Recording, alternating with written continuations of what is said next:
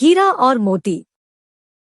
गांव में झूरी के पास 2 बैल थे, हीरा और मोती। दोनों पछाई जाति के थे, देखने में सुंदर, काम में चौकस, डील डौल में ऊंचे। दोनों साथ साथ रहते थे। आता दोनों में भाईचारा हो गया था। दोनों एक दूसरे के मन की बात समझ लेते थे। झूरी उनका बहुत ध्यान रखता था। बैल भी झूरी को बहुत चाहते थे। एक बार की बात, झूरी ने दोनों बैलों को अपनी ससुराल भेज दिया। बैलों को क्या मालूम कि वे क्यों भेजे जा रहे हैं। झूरी के साले गया को उन्हें अपने घर ले जाने में दांतों में पसीना आ गया। वह पीछे से हाँकता तो वे दाएं बाएं भागते। अगर ईश्वर ने उन्हें वाणी दी होती तो वे झूरी से पूछते, तुम हम गरीबों को क्यों निकाल रहे हो? हमने तो तुम्हारी सेवा करने में कोई कसर न उठा रखी। हमें इस जालिम के हाथ क्यों बेच दिया? संध्या के समय दोनों बैल अपने नए स्थान पहुंचे। दिन भर के भूखे थे, लेकिन जब नांद में लगाए गए तो एक ने भी उसमें मुंह नहीं डाला। उनका दिल भारी हो रहा था। दोनों ने अपनी मूक भाषा में सलाह की। जब गांव में सोता पड़ गया तो दोनों ने जोर मारकर रस्सियां तोड़ डाली। दोनों में इस समय इतनी शक्ति आ गई थी कि एक झटके में रस्सियां टूट गई। वे घर की तरफ चल दिए। झूरी प्रात काल सोकर उठा तो देखा कि दोनों बैल चन्नी पर खड़े हैं। झूरी अपने बैलों को देखकर गदगद हो गया। दौड़कर उन्हें गले लगा लिया। घर और गांव के लड़के जमा हो गए और तालियां बजा बजाकर उनका स्वागत करने लगे। कोई अपने घर से रोटियां लाया, कोई गुड़, कोई चोकर, कोई भूसी। एक बालक ने कहा, ऐसे बैल किसी के पास न होंगे।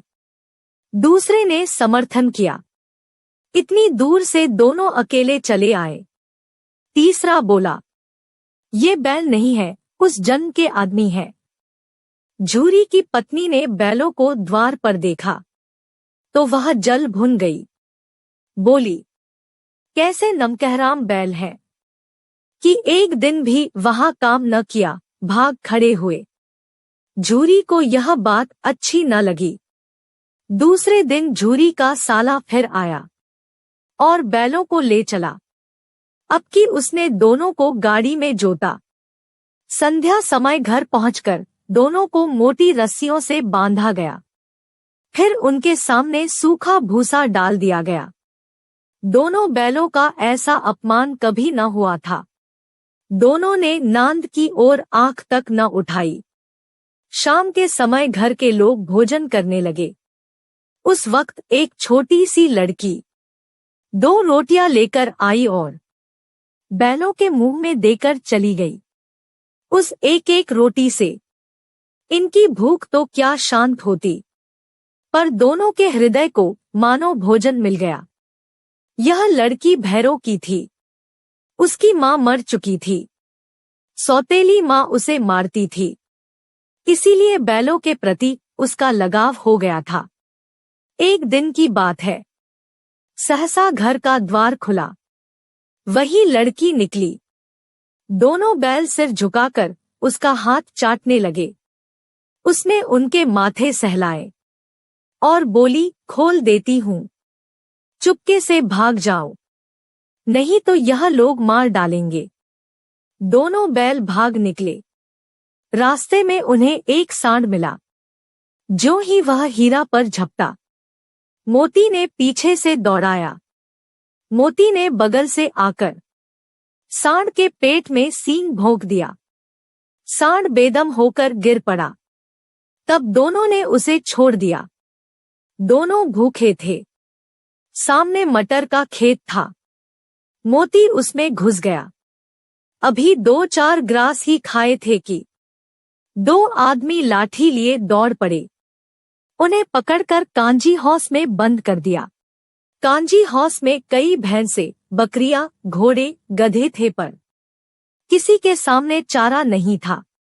सब जमीन पर मुर्दों की तरह पड़े थे। बाड़े की दीवार कच्ची थी। हीरा ने अपने नुकीले सींग दीवार में गड़ा दिए। आधी दीवार गिर पड़ी। दीवार का गिरना था कि 3 घोड़ियां सरपट भाग निकली। फिर बकरियां निकली। इसके बाद भैंसें खिसक गई। भोर होते ही मुंशी, चौकीदार और अन्य कर्मचारियों में खलबली मच गई। 1 सप्ताह तक दोनों को वहीं बंधे रहना पड़ा। खाने को कुछ नहीं मिला। एक दिन कांजी हौस वालों ने उन्हें नीलाम कर दिया। एक दढ़ियल आदमी ने उन्हें खरीद लिया। दोनों उस दढ़ियल के साथ चले। सहसा उन्हें ऐसा मालूम हुआ कि यह रास्ता परिचित है। दोनों कुलेल करते हुए घर की ओर दौड़े। दोनों अपने थान पर आए और खड़े हो गए। झूरी द्वार पर बैठा धूप खा रहा था। बैलों को देखते ही वह दौड़ा और उन्हें बारी बारी से गले लगाने लगा। तभी दढ़ियल ने आकर बैलों की रस्सियां पकड़ ली।